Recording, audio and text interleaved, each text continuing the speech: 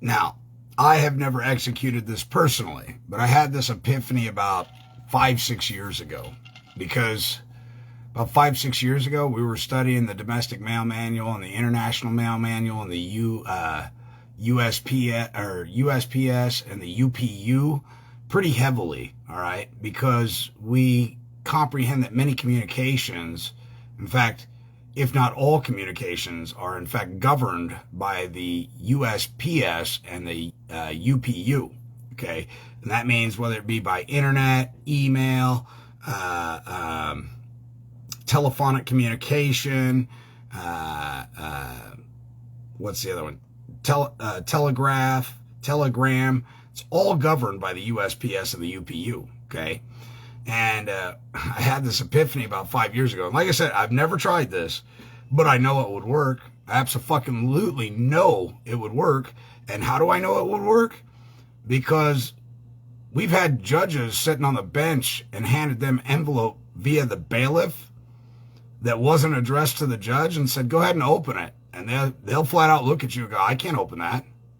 You want to know why they say that? This all-knowing, all-powerful judge, he's so badass, he's sitting on a bench. He's the law. Remember? You know, it's his court. But even he won't open that fucking mail matter, because that would constitute a crime, okay? Tampering with mail matter is a federal offense, and it is a crime that he can absolutely be held accountable for.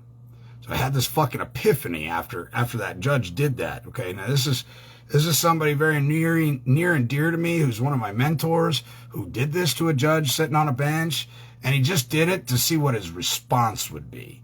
He wanted to see whether or not that judge was really astute to the law, if he actually fucking knew what he was doing sitting on that bench. And the telltale sign of whether or not this guy was credible was whether or not he would open that mail matter. And he goes, well, sir, I can't open that. He said, okay, well, you don't mind if I open it in here, do you? He says, no, by all means. I mean, if it's addressed to you, you can open it. He says, all right then. He said, bailiff, give this back to that man over there. So he opens it up. Judge kind of sitting on the edge of his seat. You know, this is a very interesting case. This is an ex parte, in chambers, in camera type of meeting. All right. This shit isn't a fairy tale. It's real. Okay. This is why I talk about exclusive jurisdiction of equity, because this is where this man is at. Okay. He's doing things a lot different than many people that are out there. Judge eagerly sitting on the edge of his seat, watching this guy open the envelope, and he opens it up. And he watches him pull this envelope out. Now, the reason that this guy is opening this envelope in that room is now he has witnesses. He's using the judiciary and the man sitting on the bench, the bailiff, the court reporter, the court stenographer. He's using them, okay, at this point, as his witnesses to the content inside the envelope. Very important. Now he's got witnesses in a multitude that are judicial officers, and their word is taken very seriously, okay?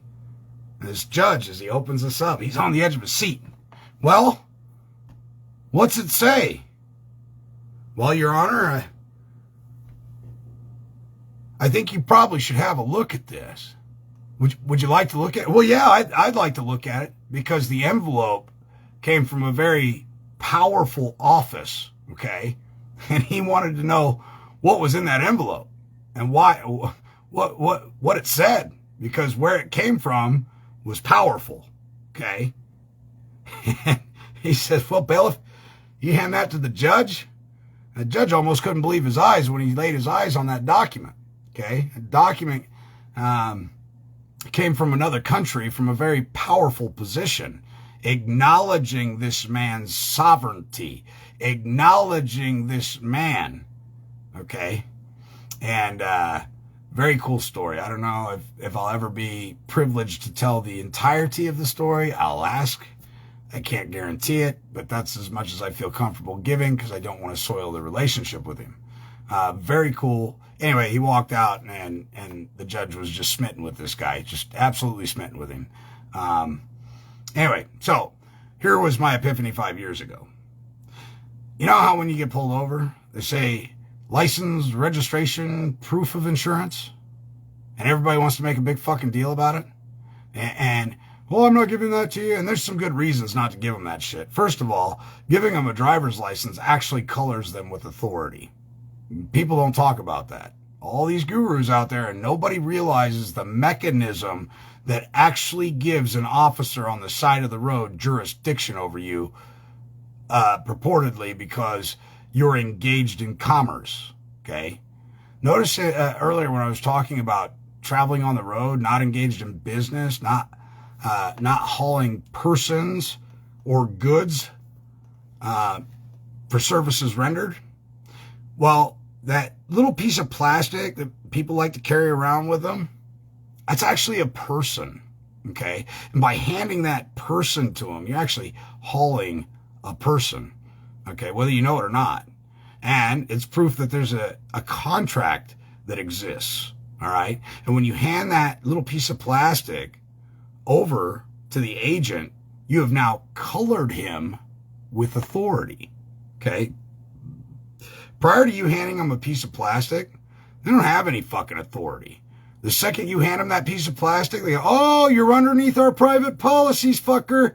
Got your ass. I can write tickets all fucking day long to you because you colored me with authority. Thank you, asshole. Right? Why don't you just go ahead and put that registration, proof of insurance, and driver's license into an envelope, address that fucker with a return address to wherever you like, okay? Be intelligent about it. Again, I'm not providing legal advice. I would never demote myself to doing something like that because legal is the undoing of God's law, and I'm not here to go against my Father. I'm here to be about my Father's business, right? But put it all in an envelope. Put a postage stamp on the son of a bitch. And then address it to, I don't know, maybe the U.S. Supreme Court, maybe the local court in the community that you're in. Maybe, I don't know. Just a thought. But here's the one thing that the officer can't say you did. He didn't hand me his license, registration, proof of insurance. I sure the fuck did. And whenever you're ready to go to court, we can sure talk about that issue. You know? By the way, if you arrest me right now, I'm going to tell you 3 times, I demand, I require, and it is my wish that you take me before a magistrate immediately, or this constitutes false imprisonment, and I will hold you absolutely fucking liable for it. Number 1, I don't have any right, I don't have an obligation under the 5th Amendment to incriminate myself, which means the 4th Amendment is absolutely applicable, which means absent a warrant, absent a true crime, reasonable articulable suspicion does not constitute a crime. So even though you might have suspicion, now I need to know your reasonable articulable fact that I am engaged in a crime, about to commit a crime, or have committed a crime, for you to even compel me to give you anything. I don't have to fucking identify at all until you can reasonably articulately state a fact that is a crime that you witnessed with your own fucking eyes. Prior to that, fuck off. You take me to the judge right now. You take me to the nearest magistrate right now, and I don't give a fuck if it's 3 a.m. Call him up. Get him out of bed. It may just save your ass from a ton of fucking liability. Okay? And they may be pissed off that you call them, but in the end, you did the right thing, Scooter. All right? It saved you. It saved your house. It saved your livelihood. It saved your lifestyle. Your wife's still going to love you. Your cat might not shit on your floor. Your goldfish might not die, and your kids may still have a college fund that you've been saving for them. All right? So, let's read the law. Let's read the law governing what I'm talking about. Okay? Every foreign male, while being transported across the territory of the United States under the authority of the law, is male of the United States, and any depredation thereon or offense in respect thereto shall be punishable as though it were United States male. Let's go even further. Title 18 USC 1691, laws governing postal savings. That's postal savings. That one's not that important. Carriage of mail generally. Title 18 U.S. Code, subsection 1693, carriage of mail generally. Whoever being concerned in carrying the mail collects, receives, or carries any letter or package contrary to law shall be fined under this title or imprisoned not more than 30 days or both. Let's read further. Title 18 USC subsection 1694, carriage of mail, carriage of matter out of mail over post routes. Whoever having charge or control of any conveyance operating by land, air, or water which regularly performs trips at stated periods on any postal route or from one place to another between which the mail is regularly carries otherwise than in the mail any letters or package except as relates to some part of the cargo of such conveyance or to the current business of the carrier or to some article carried at the same time by the same conveyance shall, except as otherwise provided by law, be fined under this title. Carriage of mail matter. Hold on. I want to find a good one for you. These are just kind of playing around. Here we go. Title 18 U.S. Code, subsection 1701, obstruction of mails generally. Whoever knowingly and willfully obstructs or retards the passage of the mail or any carrier or conveyance carrying the mail, meaning your private household consumer good. Remember, you stuck your license, registration, and proof of insurance in a fucking envelope. That shows intent. Then to further your intent, you put a return address with a forwarding address on it, right? And a stamp, okay? And it says, whoever knowingly and willfully obstructs or retards the passage of the mail. Did they knowingly, willfully obstruct the passage of the mail when they took your envelope from you? Said, I'm not going to give it back, or they opened it? If they opened it, I got another one for you, okay? Now, again, I haven't done this yet, but I'm ornery enough to do it because I would have a whole fuck ton of fun getting a hold of the Postal Inspector General, the OIG of the post office, and letting them know what's up. Dudley Do-Right over here with an IQ of less than fucking 70, opened mail matter, tampered with the mail, prohibited and retarded the mail from being sent to its destination, all under the color of law, using a false and fictitious misnomer, an unregistered business name, negating his oath to the Constitution for the United States of America, drumming up and dreaming up crimes, all while engaging in criminal activity, obstruction of the mail.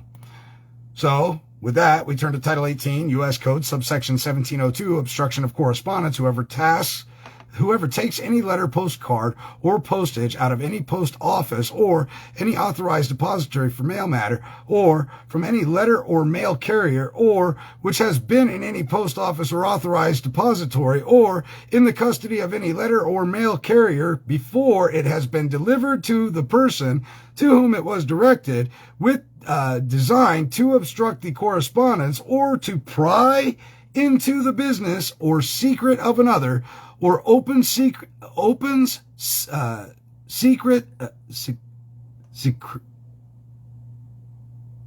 secretes, embezzles, or destroys the same, shall be fined under this title or imprisoned not more than 5 years or both. You think they're going to want to open your fucking envelope? I don't think so. 1703. Delay, Title 18, 1703, delay or destruction of mail or newspaper. Whoever being a postal service officer or employee unlawfully secretes, destroys, detains, delays, or opens any letter, postcard, postage, baggage, or mail entrusted to him, or which shall come into his possession, and which is intended to be conveyed by mail or carried or delivered by any carrier or other employee of the postal service, or forward through the delivery from any post office or situation thereof, established by the authority of the Postmaster General or the Postal Service shall be fined under this title and in prison not more than 5 years. B, whoever, being a Postal Service officer or employee, improperly detains, delays, or destroys any newspaper or permits any other person to detain, delay, or destroy the same, or opens or permits any other person to open any mail. Whoever, without authority, opens or destroys any mail or package or newspaper not directed to him shall be fined under this title or in prison not more than 1 year or both. That's keys, locks, stolen reproduction, destruction of letter boxes, injury to mail bags, theft of property, U.S. used by Postal Service, theft or receipt of stolen mail matter generally, theft of mail matter by officers or employees, theft of receipt of stolen mail matter generally. Let's see what that one is. Title 18, U.S. Code, subsection 1708, theft or receipt of stolen mail matter generally. Now remember, you put the stamp on it. The stamp only gets issued from the United States Postal Service. It is official mail fucking matter, all right? And the proof of it is the fucking stamp that's on it. That's why I don't ever let them do the Pitney Bowes stamp or the black stamp or do all that shit. I always put real stamps on my envelopes, always. And there are people that have received constitutions from me. I send out free gifts once in a great while, normally 6 to 8 at a time. Contact any of them. They will all verify this. I litter the envelope with stamps. Title 18, U.S. Code, subsection 1708, theft or receipt of stolen mail matter generally. Whoever steals, takes, or abstracts, or by fraud or deception obtains, or attempts so to obtain, from or out of any mail, post office, or station thereof, letterbox, mail receptacle, or any mail route, or other authorized depository for mail matter, or from a letter or mail carrier, any letter, postcard, postage, package, bag, or mail, or abstracts or removes from any such letter, package, bag, or mail any article or thing contained therein, or secretes, embezzles, or destroys any such letter, postcard, package, bag, or mail, or any article or thing contained therein, or whoever steals, takes, or abstracts, or by fraud or deception obtains any letter, postcard, package, bag,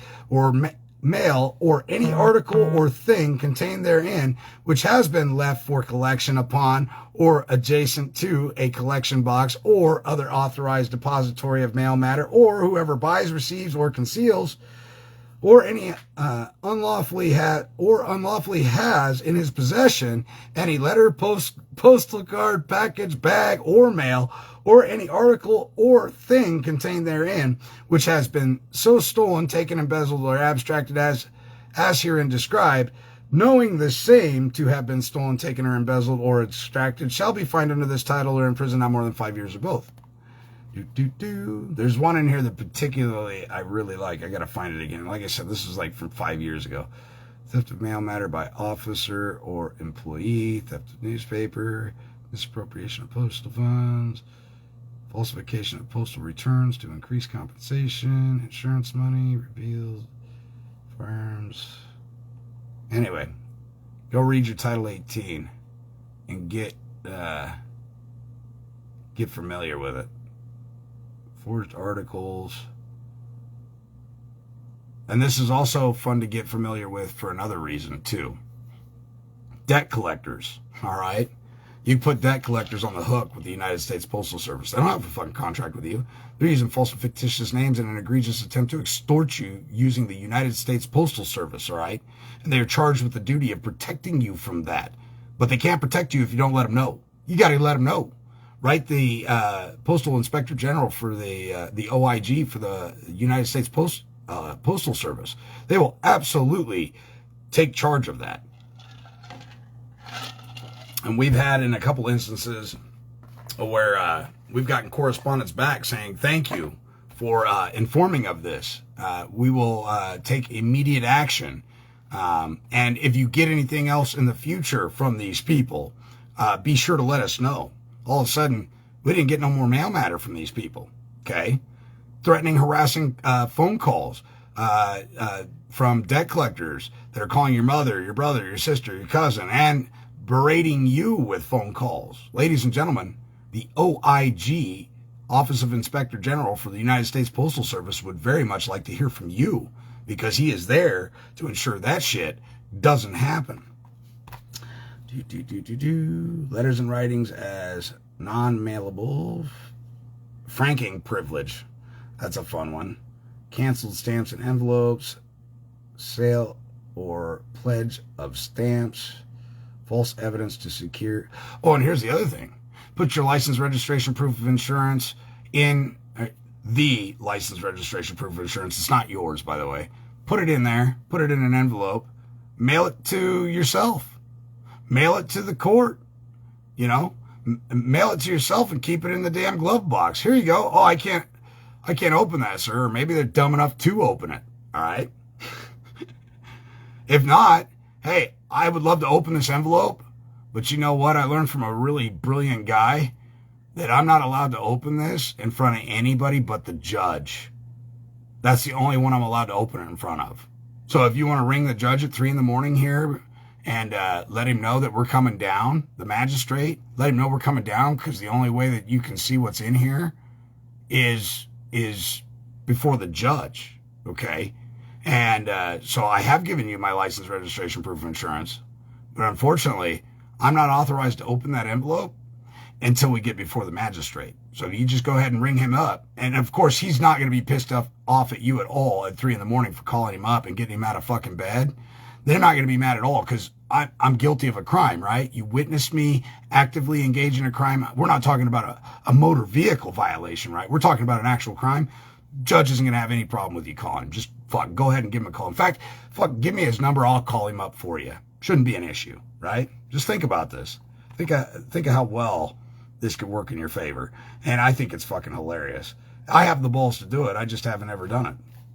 And I think it would be fucking hilarious. I would have so much fun with that. False evidence secured. Avoidance of postage by using lower class matter. Postage on mail delivery by foreign vessels. Postage unpaid on deposit mail matter. Postage collected unlawfully. Repealed. Weight of mail increased. Uniforms of carriers. Vehicle falsely labeled. Approval of bond and... Here it is. Approval of bond or securities by postmaster. Remember how I was telling you that little story, that little ditty about the... in my last video about the postmaster always just fucking shaking her head when this guy came in. Well, at least the time that I was in there acting disgruntled about it. Title 18 U.S. Code, subsection 1732, approval of bonds or sureties by whoever, being a postmaster, affixes a signature to approve to the approval of any bond or of a bidder, or to the certificate of sufficiency of sureties in any contract before the said bond or contract is signed by the bidder or contractor and his sureties, or knowingly or without the exercise of due diligence approves any bond of a bidder with insufficient securities, or knowingly makes any false or fraudulent certificates, shall be fined under this title or imprisoned not more than 1 year or both, and shall be dismissed from office and disqualified from holding the office of postmaster. Now, do you think that postmaster was bullshitting me when she said that when warrants come in, SF 24, 25, 25A, fucking bid bond, performance bond, warehouse bond, penal sums, penal bonds, all these securities come in? You see why she was all disgruntled in a town of, I don't know how many are actually living in that town, but quite a few. And he's coming in with a briefcase full of this shit, and she's going, fuck, I hate when this guy comes in here. She'll spend the rest of her day in the office signing off on all these bonds and sureties and securities and shit that come through her office, all right? That's Title 18 U.S. Code, subsection 1732, approval of bonds or sureties by postmaster. 1733, mailing periodical publications without prepayment of postage, editorials and other matter of advertisement, sexually oriented advertisement, restrictive use of information, manufacture or sexually related mail matter. All right, that's Title 18 anyway. 1691 through subsection 1738. There is more that pertains to the mail. I think it's in the 800s. Let's see what we can come up with here. There's ones that talks about, let's see if I can pull it up.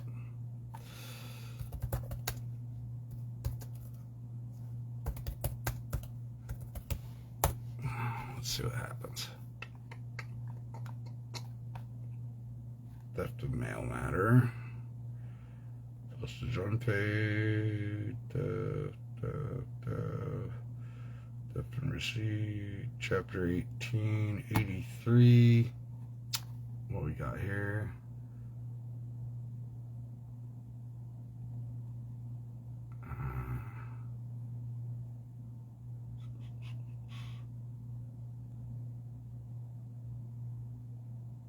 There's even statutes at large for mail matter.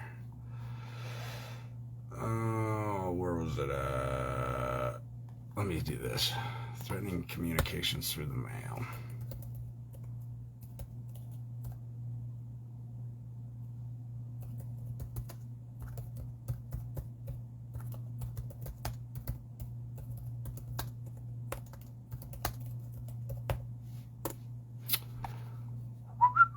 There it is, Title 18, and it's already highlighted purple, so I've visited this once before. Title 18, U.S. Code, subsection 876, mailing threatening communications. Is the court sending you threatening communications? Are they telling you that if you don't show up to engage in business with them, which, make no mistake about it, they're engaged in fucking business, okay? And you don't show up, they may put you in jail. They may issue a put call out for you, a warrant for your arrest, right?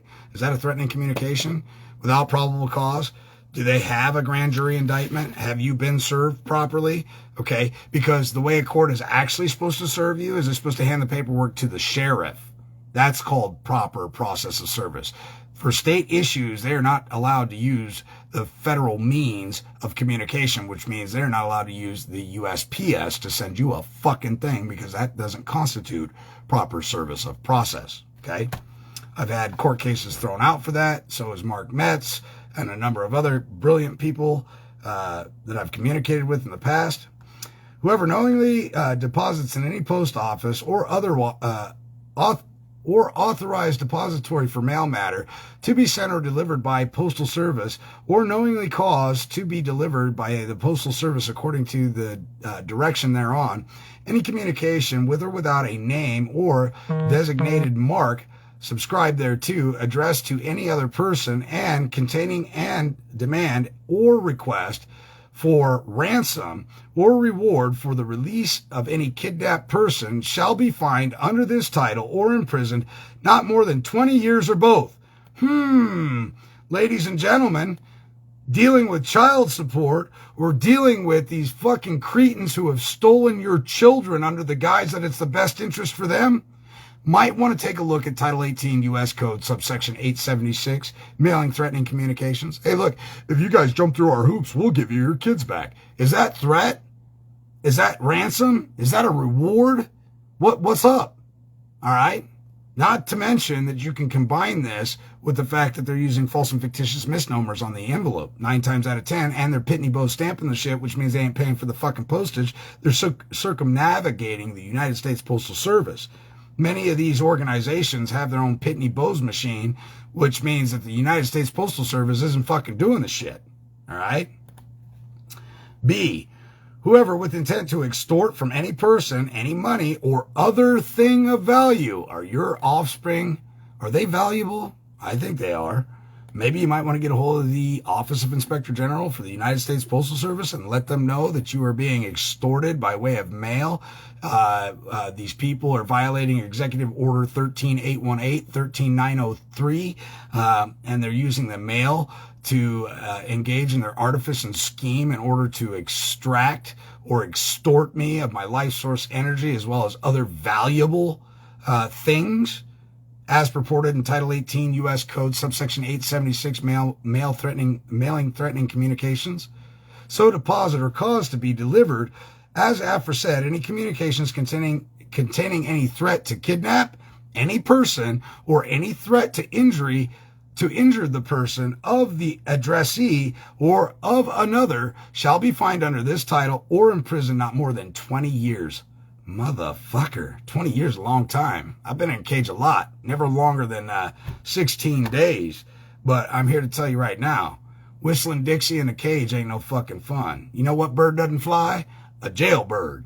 Jailbirds don't fucking fly. C. Whoever knowingly so deposits or causes to be delivered as aforesaid any communication with or without a name or designated mark subscribed thereto, addressed to any other person and containing any threat to kidnap any person or any threat to injure the person of the addressee or of another shall be fined under this title or imprisoned not more than 5 years or both. If such communication is addressed to a United States judge, a federal law enforcement officer, or an official who is covered by Section 1114, the individual shall be fined under this title or imprisoned not more than 10 years or both. I wonder why there's such a difference. Equal protection of law? Who wrote this bullshit and didn't realize there's equal protection of law? If it's 10 years for me, it's 10 years for the fucking judge too. And the clerk of the court and the fucking social service workers that are threatening me.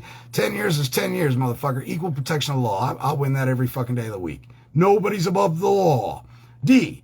Whoever with the intent to extort from any person, any money, or other thing of value, knowingly so deposits or causes to be delivered as aforesaid, any communication with or without a name, designated mark subscribed thereto, addressed to any other person and containing any threat to injure the property or reputation of the addressee or of another, or the reputation of a deceased person, or any threat to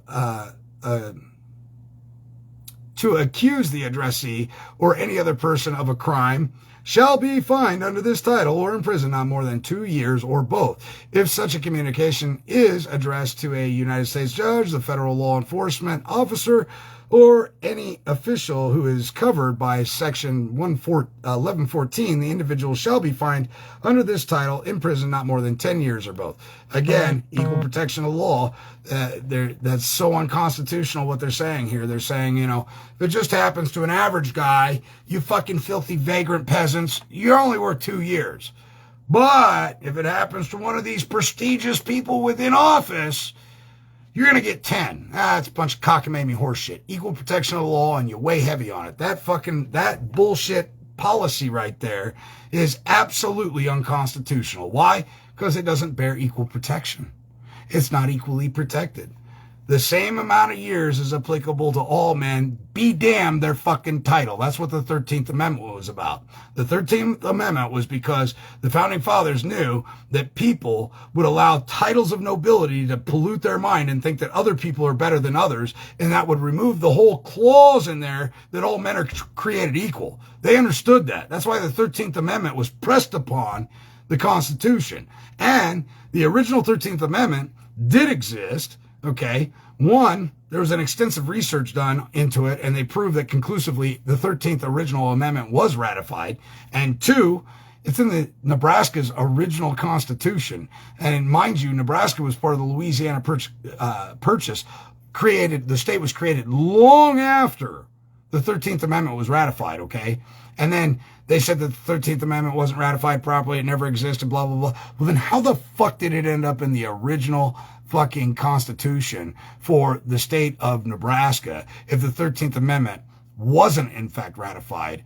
Okay, just think about that for a second, because the state of Nebraska didn't become a state till long after the 13th Amendment, the original organic 13th Amendment, was ratified. So that means Nebraska would have never had the original 13th Amendment in its fucking Constitution if it hadn't been ratified. All right, proof's in the pudding, ladies and gentlemen. Do your research. Anyway, I'll let you guys go. I just wanted to share that stuff with you since we got on the United States Postal Service kick. I hope that helps you out. Remember, Title 18, subsection 1708. No, where'd he go? What happened? How did I lose that? Let me go forward one. Title 18, U.S. Code, subsection 876, mailing threatening communications. All right. I also want you to remember Title 15, 1692 E, G, H, and F. Okay. And then I want you to remember Title 15, 78 FF. Go look them up. I could recite them off the top of my head, but I'm not going to. And then what else comes in harmony? Title 18, 1341, 1342. All of these things go together with threatening communications by way of mail. All right? So, love you guys. Talk to you soon.